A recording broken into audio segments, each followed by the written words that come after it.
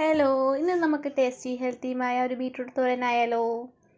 അതിന് വേണ്ടി ആദ്യം നമ്മളൊരു കടായി ചൂടാക്കി വെളിച്ചെണ്ണ നല്ലതുപോലെ ചൂടാക്കി എടുക്കുക. അതിലോട്ട് കടുക് നല്ലതുപോലെ പൊട്ടിച്ചെടുക്കുക. ഇനി നമ്മൾ നല്ലതുപോലെ ചോപ്പ് ചെയ്ത് വെച്ചിരിക്കുന്ന ബീറ്റ്റൂട്ട് ചേർത്ത് കൊടുക്കുക. ഇനി ഇതിലോട്ട് ഒരു സവാള കുഞ്ഞായി ചോപ്പ് ചെയ്തും കൂടി ചേർത്ത് കൊടുക്കുക. നല്ലതുപോലെ ഇളക്കി മിക്സ് ചെയ്ത് ഒരു 5 മിനിറ്റ് അടച്ച് വെച്ചങ്ങ് വേവിച്ചെടുക്കുക.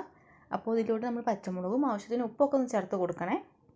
അതെല്ലാം നിങ്ങളുടെ ഇഷ്ടത്തിനൊക്കെ ചേർത്ത് കൊടുത്ത് നമ്മൾ നല്ലപോലെ ഒന്ന് മിക്സ് ചെയ്ത് അടച്ചു വെച്ചൊന്ന് വേവിച്ചെടുക്കുന്നുണ്ട്.